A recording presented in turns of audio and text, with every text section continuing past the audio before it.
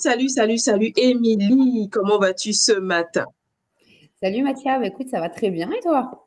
Je vais super bien, puis je suis très contente ce matin de te retrouver dans cette émission Héroïne en affaires, l'émission pendant laquelle on met en lumière des parcours atypiques, des parcours inspirants et surtout on motive d'autres personnes, d'autres femmes à se lancer et à retrouver l'équilibre et les bonnes raisons de vivre comme il peut y en avoir.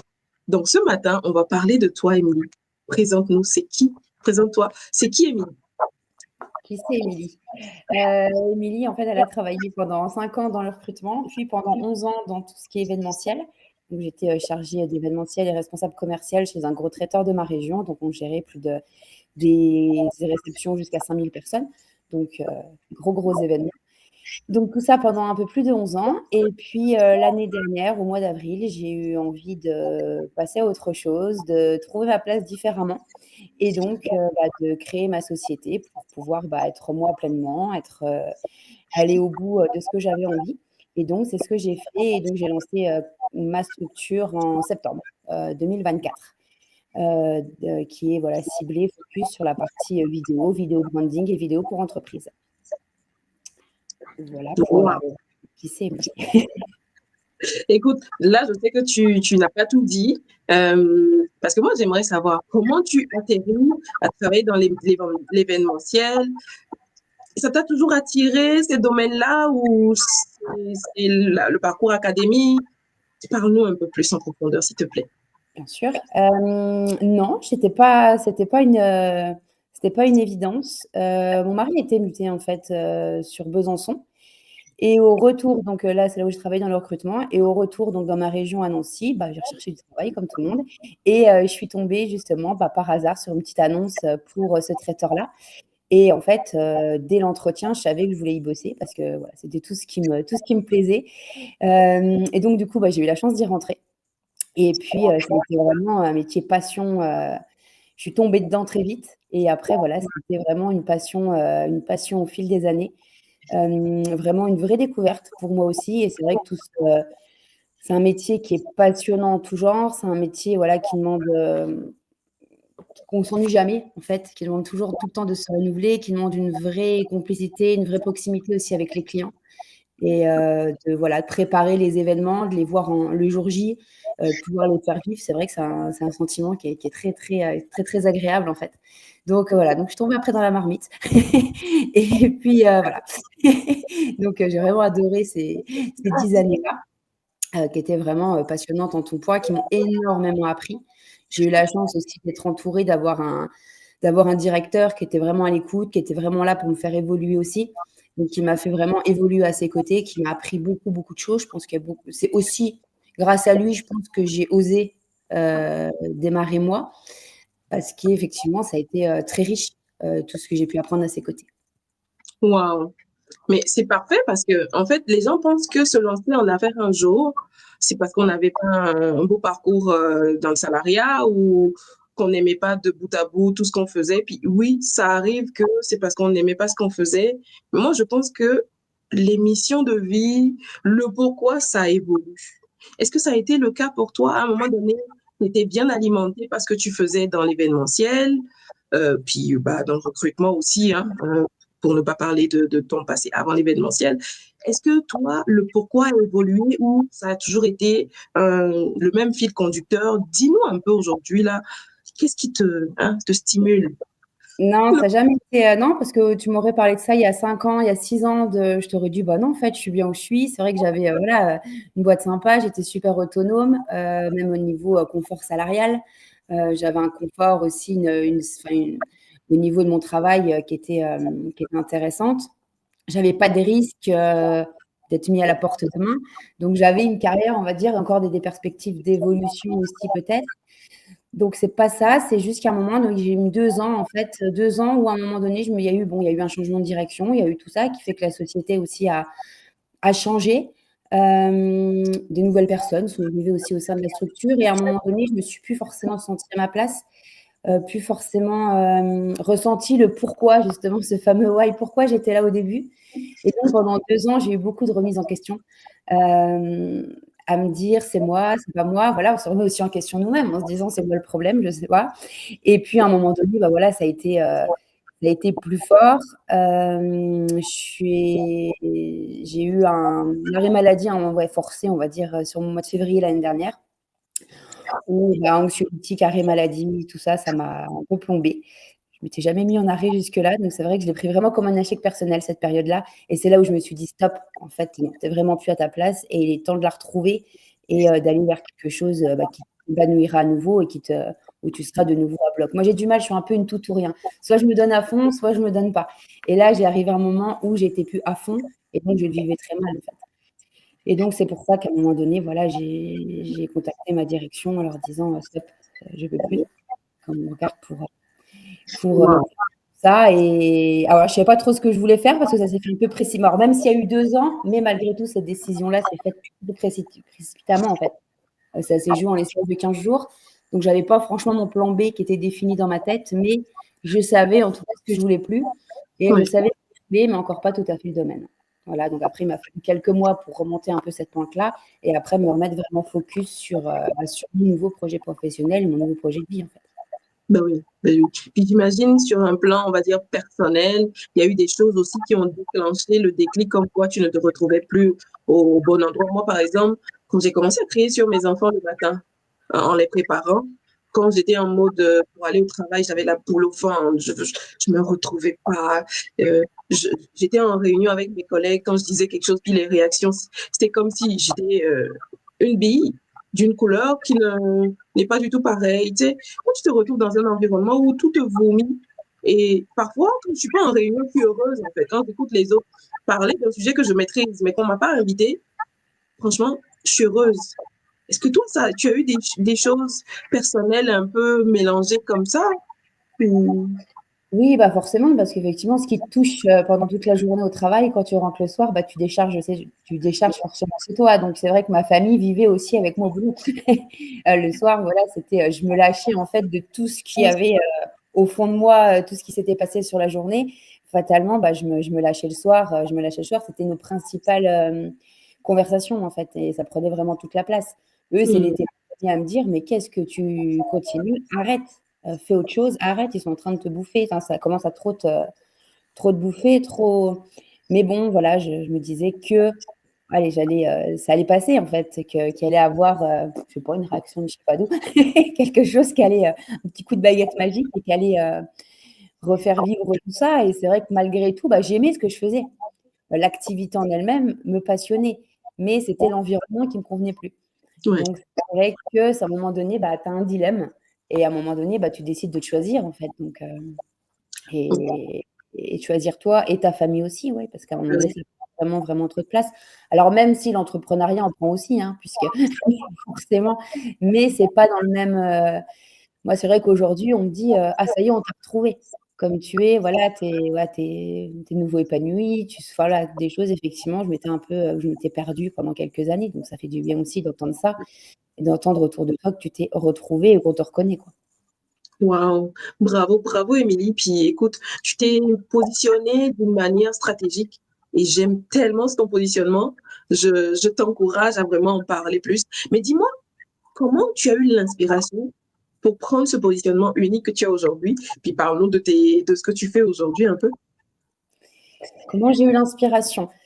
Elle a eu un petit peu de mal à venir. Je savais que tu parles de la vidéo, on est d'accord, hein? Oui, Ouais. oui, oui, oui, oui. La vidéo a toujours fait partie de moi parce que même dans l'événementiel ou autre, bah, c'est vrai que ça reste, un outil qui est super engageant, donc j'en ai toujours fait de façon autodidacte, pendant mes années de salariat, et c'est vrai que j'adorais ça.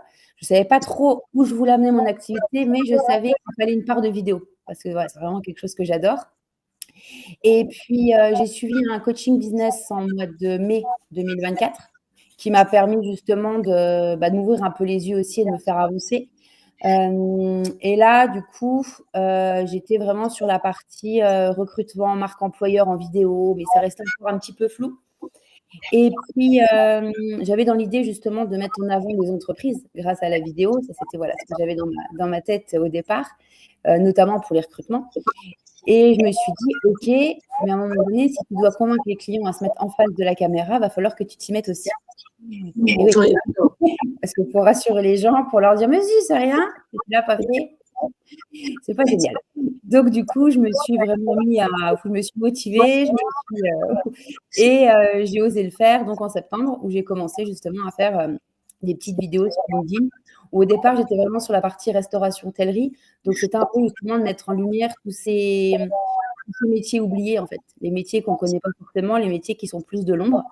Donc du coup, j'ai commencé comme ça par une petite série, de vidéos que je faisais une fois par semaine et puis, bah, à force de le faire, bah, j'ai adoré donc j'ai continué pour ma propre communication et puis, bah, les choses ont un peu en mois d'octobre, j'ai suivi quand même une formation, moi vidéo pendant 1 mois, en en individuel avec un formateur justement pour vraiment faire de la vidéo pro, pour filmer les établissements, tout ça, parce que j'avais besoin aussi de cette légitimité-là, parce qu'être autodidacte, c'est bien, mais à un moment donné, il faut savoir aussi pourquoi on fait les choses Oui. et pour forcer aussi, les choses.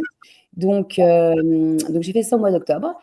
Puis après, les choses se sont, faites de fil en aiguille, j'ai continué mes vidéos et puis il se trouve que ça a bien pris. J'avais des réseaux aussi sur LinkedIn où ils me disaient: «Ah, c'est vachement bien ce que tu fais», demandaient des conseils, tout ça. Un jour, au mois de décembre, on m'a dit: «Bah, tiens, pourquoi tu nous mets pas un challenge? Ça va nous motiver» et de là, je me suis dit: «Mais en fait, pourquoi on n'accompagne pas les gens, en fait, à oser la vidéo, à trouver leur unicité?» parce que moi, c'est le fait que j'ai trouvé mon unicité à moi dans la vidéo dans laquelle je me sentais bien, qu'après j'ai osé continuer et que je me sens bien et que j'ai appris aussi à prendre confiance en moi.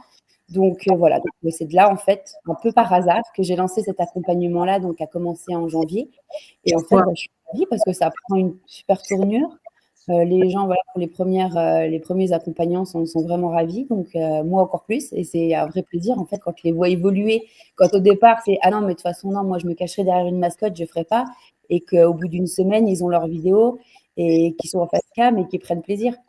Donc c'est vrai Wow. que c'est super, voilà, c'est chouette. J'aime beaucoup. Un mini-groupe, c'est ça surtout qui est bien. Tu travailles en mini-groupe, fait que vraiment, tu t'occupes des gens.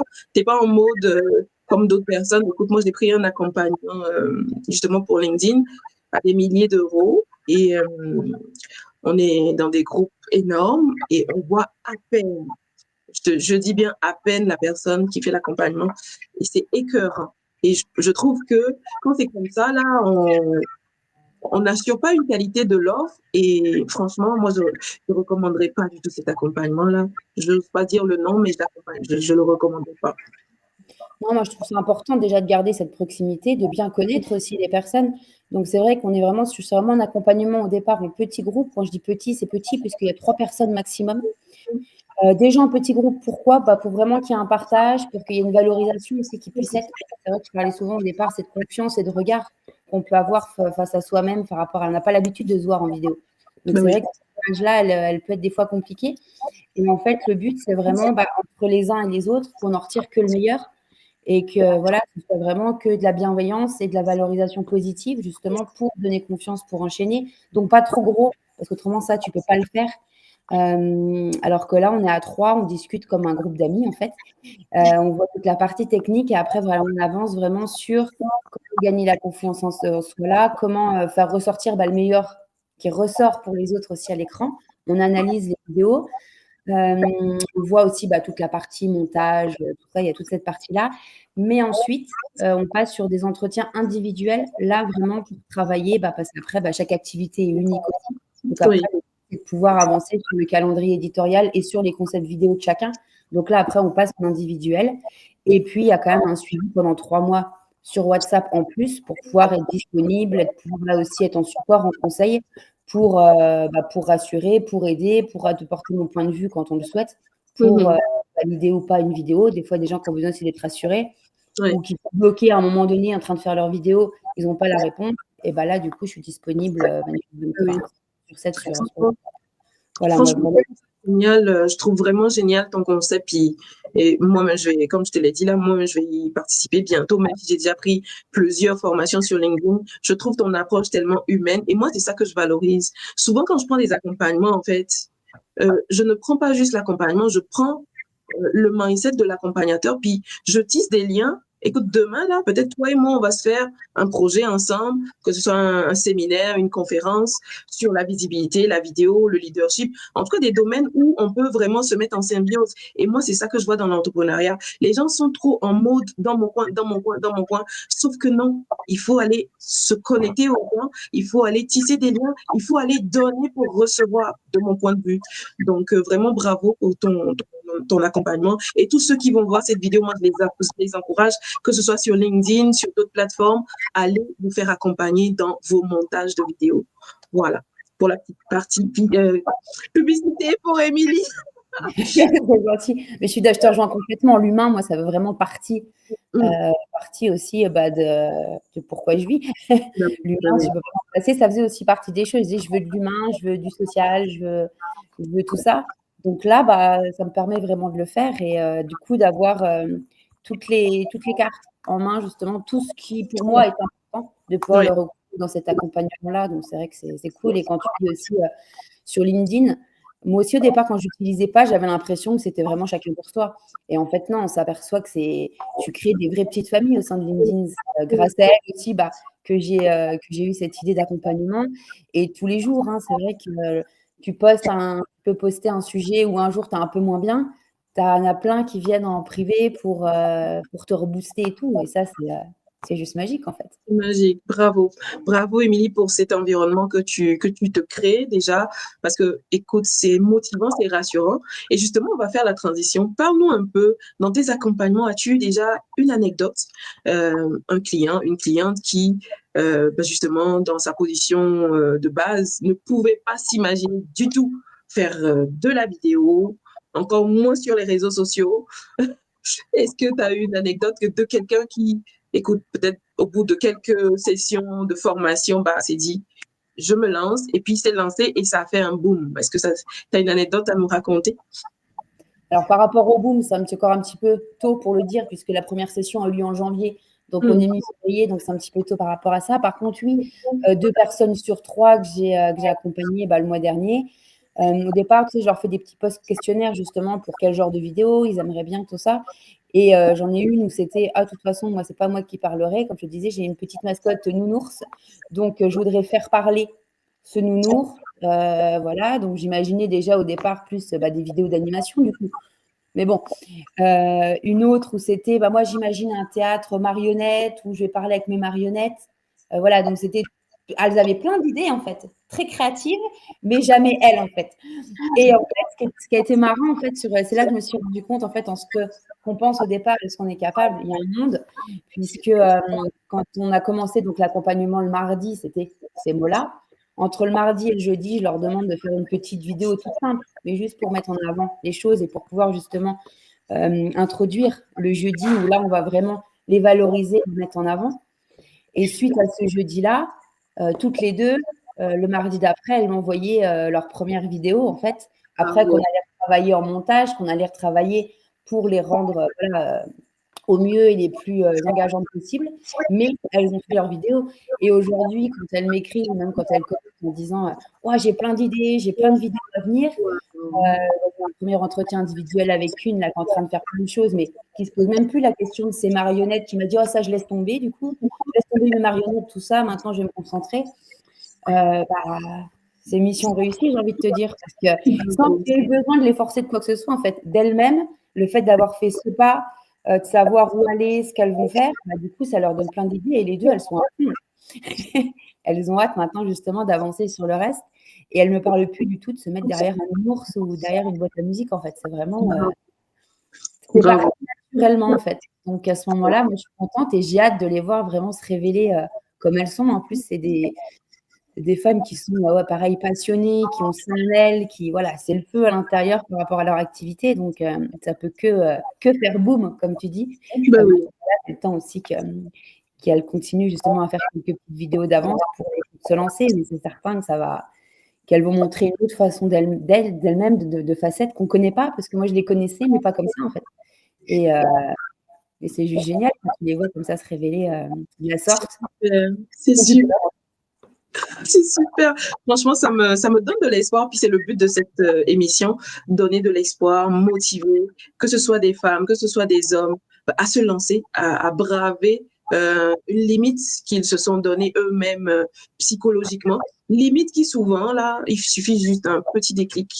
Donc, moi, aujourd'hui, la question que je vais te poser, Émilie, si tu dois donner un conseil à quelqu'un, hein, admettons une personne qui, justement, n'ose pas faire des photos, n'ose pas faire des vidéos, ne veut juste pas se montrer sur les réseaux sociaux, quel conseil tu vas lui donner en 2, 3 minutes pour retrouver confiance, pour se lancer, ou quel outil vas-tu lui recommander par rapport au téléphone, quelle manière de faire?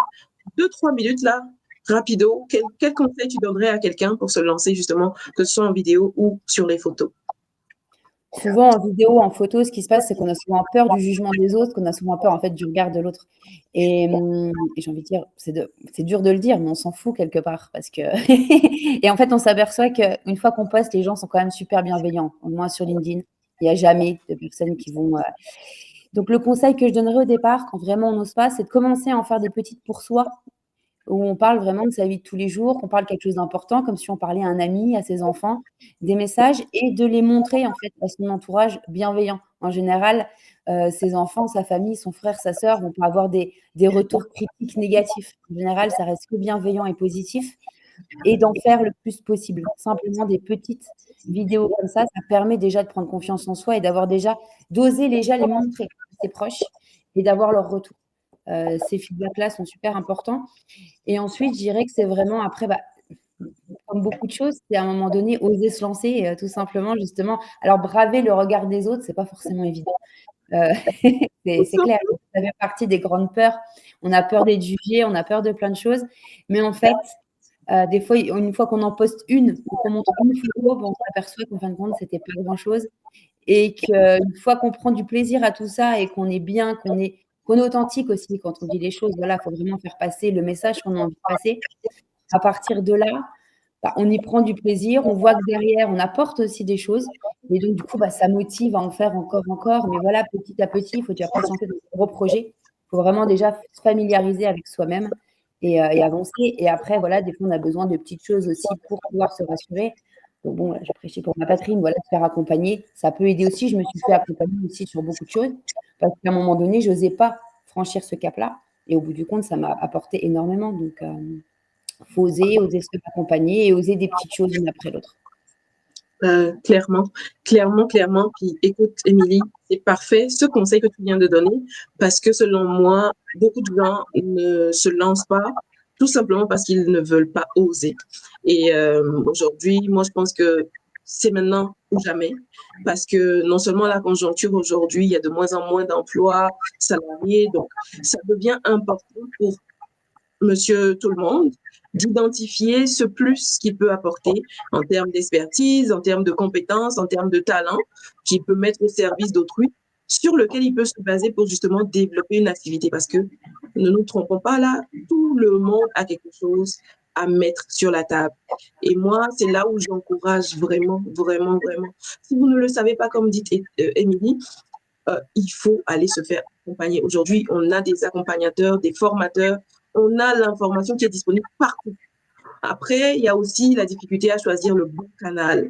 Comme disait quelqu'un, j'écoutais encore un livre ce week-end, quand on a un projet ou on va dire une offre, il suffit de trouver le bon canal, d'avoir la bonne manière de le présenter. Par exemple, ton offre pour la vidéo, tu verras là, dans un an, tu verras tout ce que tu peux faire avec droit d'un certain palier de revenus. Et c'est indélébile.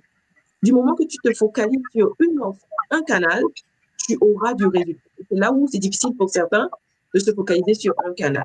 Donc, moi, mon conseil aujourd'hui, là, tout comme Émilie, ne vous éparpillez pas, n'allez chercher pas 10 millions de solutions, faites-vous accompagner, trouvez le bon réseau, connectez-vous aux bonnes personnes, ne restez pas dans votre coin. Je pense que le monde sera beau pour tout le monde. Donc, c'était les héroïnes en affaires aujourd'hui. On a reçu Émilie Perrenou. Si vous voulez la suite, elle est disponible sur LinkedIn. Émilie, je vais quand même te laisser faire un mot de fin, un mot d'encouragement, un mot sur l'émission, voilà, ton mot de fin. Mon mot de fin, déjà, vraiment, comme tu le disais, ça serait vraiment de dire, voilà, oser. C'est vrai qu'au départ, on ne sait pas forcément quoi on est destiné. Notre why, on a tendance à le chercher très loin, alors qu'en fait, en général, il est juste devant nos yeux. Il suffit juste, voilà, d'aller gratter, de se laisser le temps aussi, parce que c'est vrai que du coup, on se laisse le temps, on y voit beaucoup plus clair. Mais je pense que quand on n'est plus à sa place quelque part, il faut, tant pis, faire le deuil de ce passage-là pour on sait qu'il y a quelque chose derrière qui nous attend et qui est encore plus beau. Donc voilà, c'est pas évident, c'est quelque chose le mindset est très important aussi dans ces cas-là. Il y a besoin de le travailler, il y a besoin de se faire accompagner, besoin de se faire entourer. Effectivement, le réseau est très, très important et c'est vrai que des émissions comme tu peux faire aujourd'hui, c'est pour ça, voilà, que j'avais envie aussi d'y participer. Pas pour, spécialement me mettre en avant, mais vraiment pour inciter tout que ce soit les hommes, les femmes, peu importe, de pouvoir se faire confiance, c'est souvent le plus compliqué, se faire confiance, oser effectivement avoir les bons canaux, avoir, ne pas s'éparpiller. C'est vrai qu'on a tendance, je suis passée par là aussi, à partir dans tous les sens, à avoir 10 000 idées à la minute, de commencer, de définir, de ne pas vouloir que tout soit parfait non plus, parce qu'en fait, ça ne l'est jamais et c'est souvent ça qui nous bloque. Là, c'est moi qui vous parle, on m'entend, mais je suis encore parfois et je sais voilà, que ça ne fait pas forcément du bien non plus, c'est pas que ce côté trop parfait. Mais voilà, il faut avancer, comme je dis toujours, step by step, semer des petites graines. À un moment donné, cette graine-là, si on ne lâche pas et qu'on est persévérant, elle pousse, il n'y a pas de raison. Il n'y a aucune raison pour qu'elle ne pousse pas si on y met tous les bons engrais, en fait.